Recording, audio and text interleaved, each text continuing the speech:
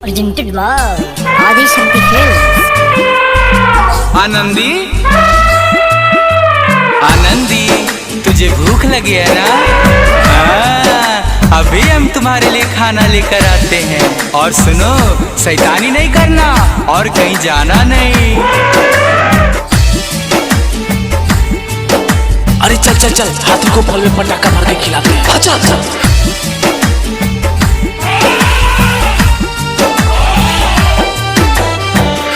आनंदी, आनंदी, आनंदी! भाई भाई, आपने मेरे आनंदी को देखा है क्या? आनंदी? कौन आनंदी? अरे मेरा हाथी! हाँ, एक हाथी इधर गया है। उस पल कैसा तुझको लगा होगा रे, दर्द जिस पल ये तूने सहा होगा रे। अरे हैवानो, ये बेजुबान तुम लोगों का क्या बिगाड़ा था?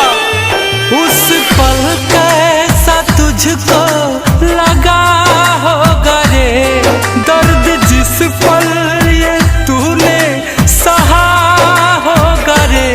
पेट में लेके बच्चा तड़पती रही, बेजुबान इंसानों से ज्यादा सही। भूल पाएंगे ना छोड़ के भले गए, हाथी मेरे साथी तुम कहाँ चले गए? हाथी मेरे साथी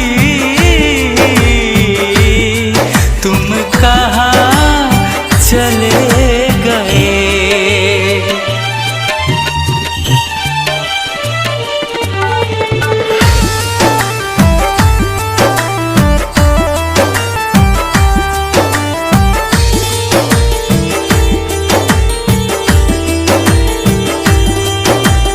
उठो आनंदी, उठो!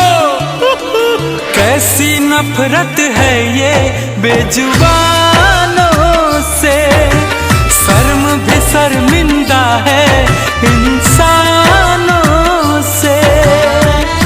आनंदी, आनंदी!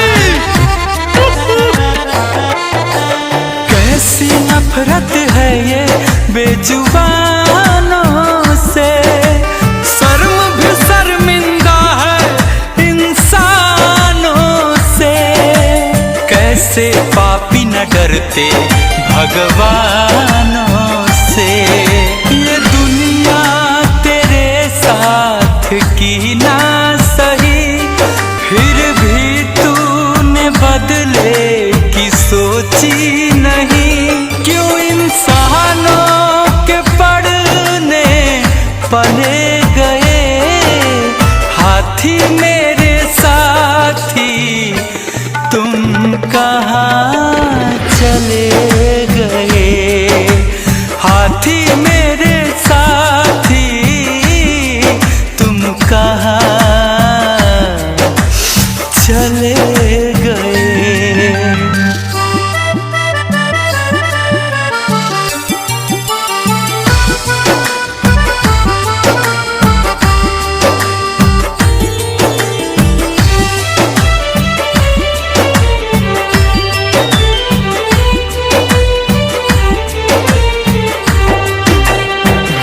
लगी थी गलती बस इतनी थी, ना देता कोई खाना जान क्यों ले ली। उठो आनंदी, उठो! भूख लगी थी गलती बस इतनी थी, ना देता कोई खाना जान क्यों इन्हें भगवान जुबान दी होती। ये खुदा की खुदाई देख रो रहा है मन, ना तड़प देख पाए गुंजन अजय बच्चन। क्यों लगा कर मौत अपने गले गए, हाथी मेरे साथ